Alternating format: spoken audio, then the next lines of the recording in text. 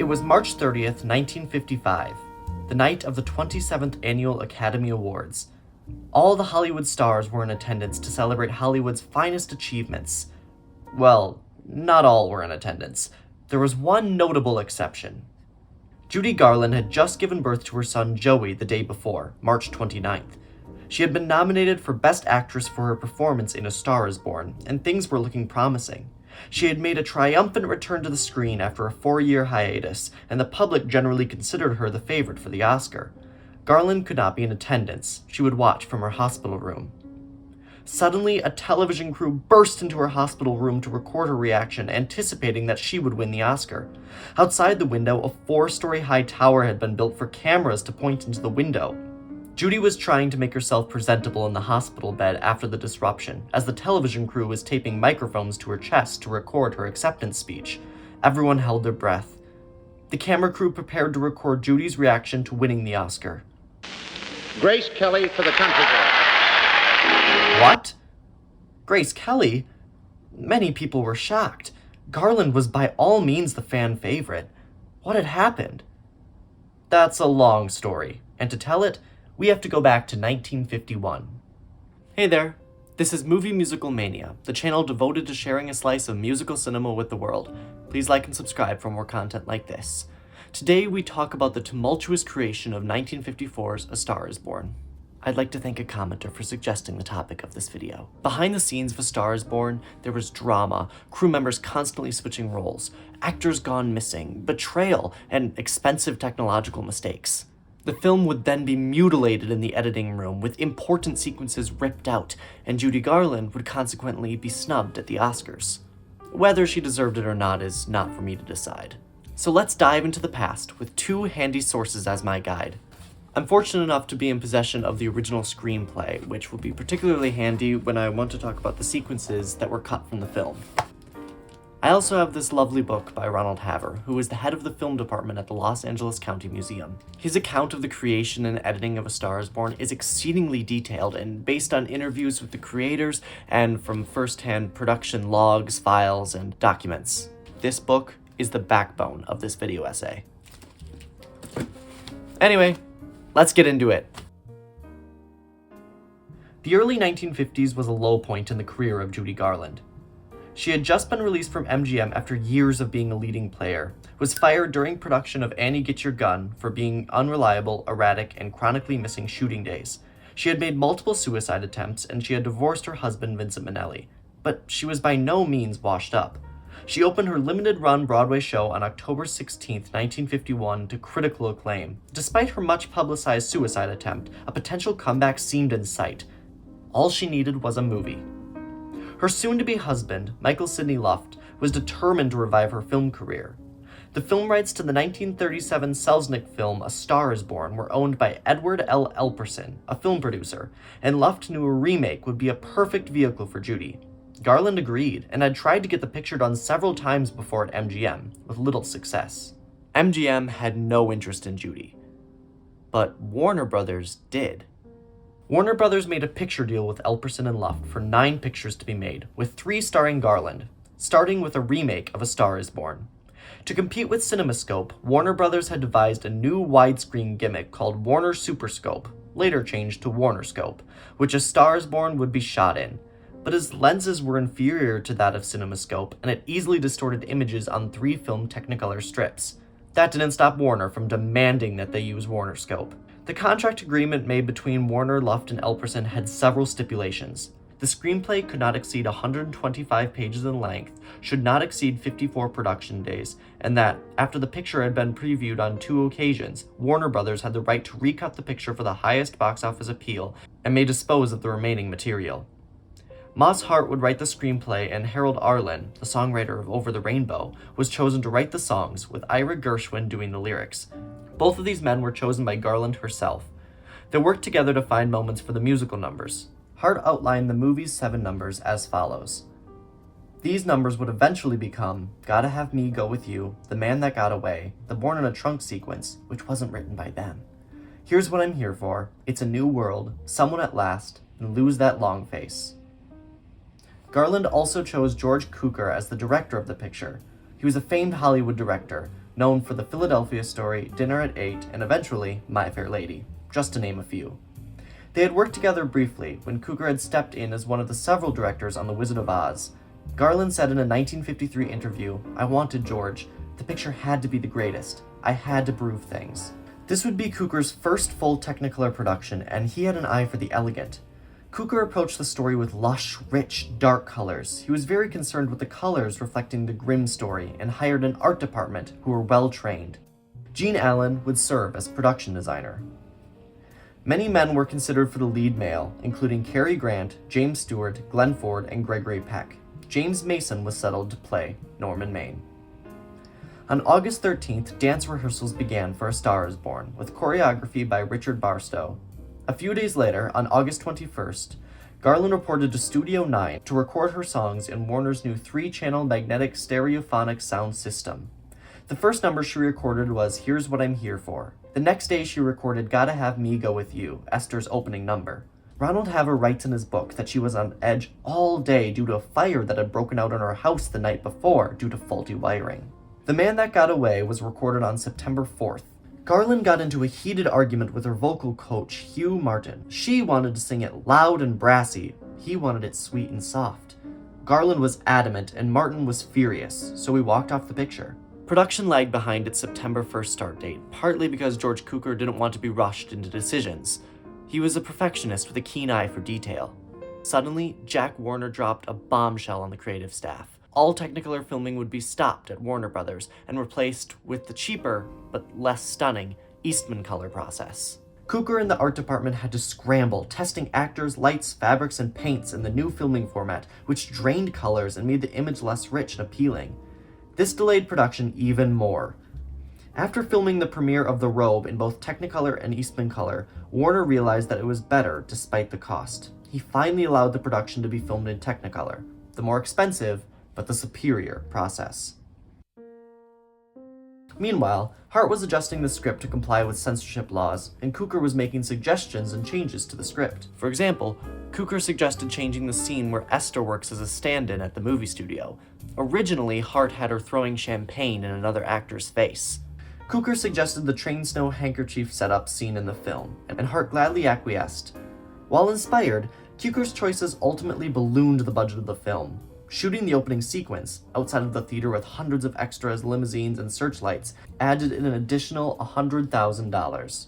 Garland herself was not helping matters. She experienced weight fluctuations and postponed her costume fittings. When she did attend, she occasionally made trouble. Christopher Finch writes in Rainbow, "For the Academy Award sequence, the costume designer Nyberg had designed a white dress intended to emphasize the innocence of the character. When this garment was completed, Garland loved it so much that she decided she must keep it for her own personal use." Warning Nyberg that she would hate her for what she was about to do, Judy proceeded to throw a tantrum for Jack Warner and Cukor. "Look at this thing. How can you expect me to wear this? It makes me look like a great white whale." So the white dress was put away for Judy's future pleasure, and a new one, black and purple overlay, was made to replace it. A film editor, William Holmes, estimated that the film would run about 90 minutes. This estimate was nothing but wrong. He failed to account for the musical numbers, or that the film it was based on itself was 110 minutes, or that Cukor was a methodical director who didn't like to rush a scene and paid attention to details. I mean, consider, his adaptation of My Fair Lady is nearly 3 hours itself. The length of the film would wind up being a big concern, but not for a while. Despite the delays, filming would officially begin on Monday, October 12th. According to the production logs, the first sequence to be shot was the scene of Esther being a stand-in and waving her hand out the train car window, the scene which Cukor had suggested to Hart. Garland arrived at her dressing room at 7:30, once Betty Davis's dressing room, as she was due on set at 10 a.m.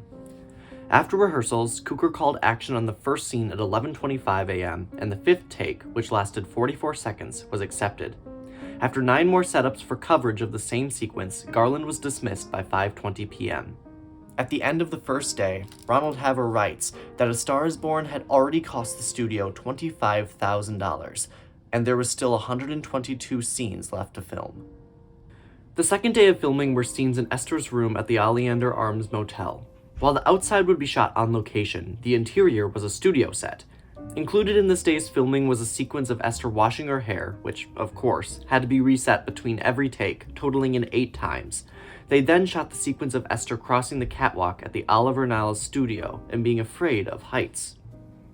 The third day saw on-location shooting at Roberts Drive-In on Sunset Boulevard. 25 trucks of equipment were sent over in the morning, and, after rehearsals, the master takes were completed in only 8 takes. 14 takes were required, though, on the close-up of Garland reciting all the menu items. Shooting completed after lunch, and the crew went to a second location, the Bomba Club, where Garland's character played a scene of her trying to get a singing job. James Mason had been out sick, but his first day of work was of particular interest. The sequence of him waking up in the middle of the night drunkenly was the first to be shot, but originally, the sequence was imagined as a nightmare. Mason arrived to set to see several girls painted as curtains. These girls were meant to emerge from the curtains and haunt his dream. 35 takes were attempted of the sequence before it was dropped and filmed without the nightmare. Costs were rising, especially due to all the time it took to light the sets. Technicolor notoriously took a lot of light to be effective, and Cukor wanted as dynamic as lighting as possible with a deep contrast. The filming of the number The Man That Got Away was the first time Garland and Mason would shoot together, and proved to be an artistically challenging scene. Cukor decided to film it all in one long take. For the whole musical number, it isn't easy for an actor and actress to carry a long take. You have to be strong. I wanted to do it with Judy because I knew she could sustain it. Long takes in particular can be hard to light, and Cukor was butting heads with Winnie Hotch, the director of photography. Hotch understood that Technicolor required lots of lighting to be successful, and he claimed that the low-level lighting that Cukor desired was impossible. Cukor wanted a cameraman who would listen and have an open mind, so Hotch was fired. Meanwhile, The Robe, the first CinemaScope picture, was doing fantastic business. It garnered $30 million in 2 weeks. Warner Brothers was paying attention and realized the gimmick was going to outsell a standard picture no matter how good it was. At this point, A Star Is Born had been shooting for 10 days when Warner made a deal with Fox to buy the filming rights for CinemaScope. Everything that had already been filmed would have to be reshot for A Star Is Born, which had already cost the studio $300,000. Cukor was not convinced that switching to CinemaScope was the right decision, so the current sequence they were working on, The Man That Got Away, was filmed in both widescreen Technicolor and CinemaScope with Warnercolor. The producers would compare these two and make a decision. The next morning, they decided the quality of the image shot in CinemaScope was superior, despite Warnercolor being more muted. Fortunately, Technicolor filming prevailed, which had a much wider color palette and deeper contrast. Sam Leavitt, a veteran of Hollywood musicals, stepped in to replace the hole left by Winnie Hotch as the director of photography. The switch to CinemaScope meant that sets and staging had to be adjusted to fit the ultra-wide scope, and everything shot up to that point had to be redone. After 3 days of filming the number and 27 takes, it was decided that the colors and costuming just weren't right. According to Earl Bellamy, the assistant director, Judy's costumes were wrinkled and too tight. The colors turned out muddy. The prominent color was brown. Filming continued nonetheless. Eventually, Judy lived up to her reputation and began calling into work and missing shooting days. She even delayed the shooting of scene 80, the house party, because she didn't like the dress that had been designed for her, and the following day, ripped the dress in a rage and stormed off set. James Mason would instead be called and his sequences would be shot, including one where he portrayed Norman Maine playing a swashbuckling pirate. Judy was generally dissatisfied with the work by the original costume designer Marianne Nyberg, so a new costume designer, Jean-Louis, was hired. Jean-Louis was a costume designer for Columbia. Despite causing fits and delays, Del Armstrong, Judy's makeup artist, said that Judy never intentionally wanted to hurt people that she worked with. She would throw tantrums every now and then, but not without provocation. She spent too many years at MGM being stepped on. Lucy Marlowe, the actress playing Lola, shared her experience meeting Garland as she looked for anyone to unhook her dress. No one was allowed to because they had called lunch, the wardrobe lady was away, and everyone was unionized. So I was going around almost in tears, and I heard someone say, "What's the matter, kid? You lost?" And I turned around and there was Judy Garland. Now, I had not met her. All I heard was she was very, very difficult, so the best thing to do was stay out of her way. And then here I was, all alone with this monster I had heard about. "Oh, Miss Garland, I can't get out of this dress, and the wardrobe lady has gone off to lunch, and nobody can undo it because..." And she said, "Oh, knock it off. To hell with it. I'll undo the dress. If you don't tell anybody, I won't. Just don't tell anybody I'm smoking." She had a cigarette hanging out of her mouth while she was unbuttoning my dress. So she wished me good luck and went her way, and I found a smock and went mine. This encounter happened during the filming of one of the most complex and lavish sequences, the opening scene at the Shrine Auditorium.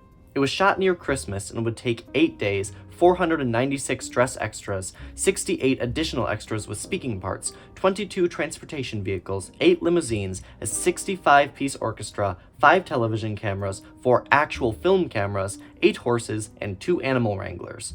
The colors for the sequence were chosen meticulously. The audience was sat according to the color of the woman's evening gown, so that all the women in the same color would sit together. That way the crowd didn't look blended and messy. They were given hot pink programs which appeared reddish on film, which served as tiny splashes of color. Over 40 takes were made of Garland's "Gotta Have Me Go With You" number. Despite all the extras, they finished filming at the shrine within budget on January 8th. When filming the pre-suicide scene, Cukor had special plans. For the sequence immediately before the suicide, he wished to show Maine behind the sliding glass doors surrounded by the reflection of the ocean. But there was a problem. The terrace of the Malibu beach house was a studio set, and this effect seemed impossible without being on location.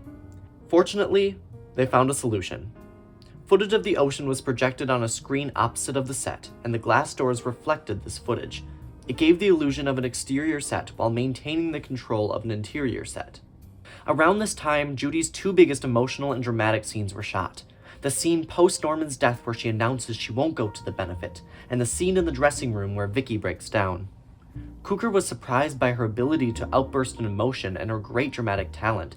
Take after take, she dug down deep into herself and conjured up anger and tears. She gave unique and, as Cukor words it, terrifying performances each time. Del Armstrong, Garland's makeup artist, said that she never had any confidence in herself as a dramatic actress and constantly needed to be reassured. It was Garland as no one had seen her. If there was any moment to prove herself, A Star Is Born was it. Midway through production, the movie's screenwriter Moss Hart saw a rough cut of the film and suggested some changes and edits, notably the beginning of The Man That Got Away number, which had Esther busy handing out coffee to the band members. After Hart's memos, Warner gave Cukor permission to refilm many scenes that were not deemed satisfactory, which would add an additional $250,000 to the budget. At this point, the total cost was $4 million, which was the most expensive film Warner Brothers had ever produced.